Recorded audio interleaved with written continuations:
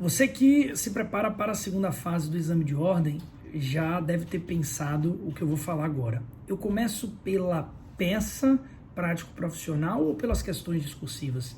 Essa é uma dúvida muito comum dos alunos ao migrarem aí no estudo da primeira fase para a segunda fase. E a resposta é bem honesta, não existe, digamos, uma única solução. Eu já conversei com muitos candidatos que começaram a prova de segunda fase pelas questões discursivas ao invés da peça e conseguiram resultado, alguns inclusive com notas de 8,5 para cima. Assim como alunos que iniciaram a prova de segunda fase pela peça prático-profissional. Eu acho que numa prova de segunda fase, que é uma prova com 5 horas, uma prova longa, uma prova que exige um nível de atenção e também um nível de administração, digamos assim, do cansaço, você precisa definir essa estratégia. E aí, independentemente do caminho que você vai seguir, você precisa testar, você precisa treinar. Por isso que os simulados são importantes. Então, vai fazer a prova de segunda fase e escolheu começar pela peça, treine nos simulados o início da sua prova pela peça prático-profissional. Ah não, professor, eu prefiro as questões. Comece pelas questões e treine no simulado o início deste treinamento, digamos assim, deste simulado pelas questões discursivas. Eu acho que isso é interessante para que você possa se acostumar com essa dinâmica, aquela dinâmica que você, digamos assim, vai imprimir na hora da prova, e você também está habituado com os percalços que, digamos assim, vai aparecer numa prova de segunda fase. Um outro elemento importante: você precisa estar adaptado ao cenário, digamos assim, o que ocorrer. Então, iniciou pela peça prático-profissional, leu o enunciado da questão, não sabe por onde caminhar, ainda que tenha aplicado as técnicas, é uma peça difícil, você tem dificuldade, sentiu que está travando ali no processo de definição da peça, pule para as questões discursivas. Por quê?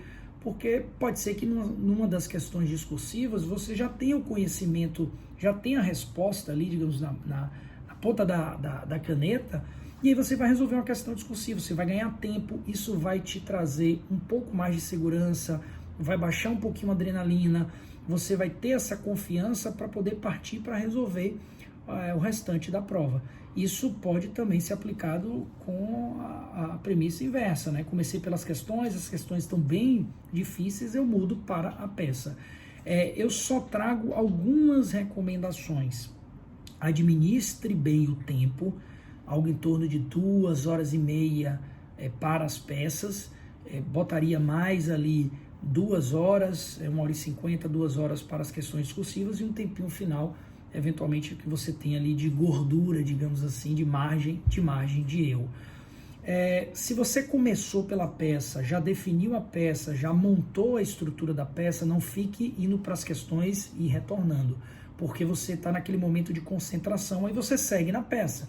Se você não achou a peça e tem dificuldade, você pode partir para as questões discursivas. E o importante, e aí, Diego, faço rascunho ou não?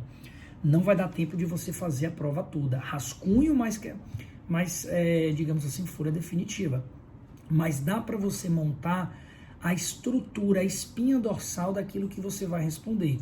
Então, você vai fazer a peça, você vai montar o esqueleto da sua peça. Quais são os capítulos que você vai dispor na sua peça, quais são os pedidos. Então, você consegue trabalhar na folha de rascunho essas informações, que eu chamo de tópicos frasais, são palavras-chave daquilo que deve constar na sua peça prático-profissional. Isso ajuda também você a esquematizar ali aquilo que você vai falar, a estrutura da peça, organizar, digamos assim, mentalmente aquela peça que você vai dispor na sequência numa folha definitiva. As questões discursivas, a mesma coisa, estrutura-resposta, traz a violação do direito, traz a citação legal, e aí na hora que você for para a folha definitiva, você consegue fazer essa comparação, já que você tem, digamos assim, uma espinha dorsal já montada daquela resposta. Ajuda você a ganhar tempo e velocidade também na resolução da sua prova como um todo. Então essas informações, elas são importantes, né, numa prova de segunda fase. O candidato, digamos assim, desavisado,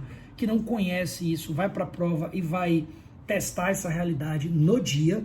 É isso que eu quero que você não faça, que você procure testar isso nos simulados, ver qual é o melhor cenário, aquilo que você se adapta mais. Ah, o Diego prefere começar pela peça. Não é porque o Diego consegue ou prefere começar pela peça que você deve começar pela peça. Treine, encontre a sua melhor dinâmica para resolver a prova. A prova, quem vai realizar é você, não é o seu amigo, não é João, José ou Maria, é você. E treinar esta realidade antes ajuda para que você possa tomar decisões rápidas na hora da prova e decisões assertivas. Tá joia?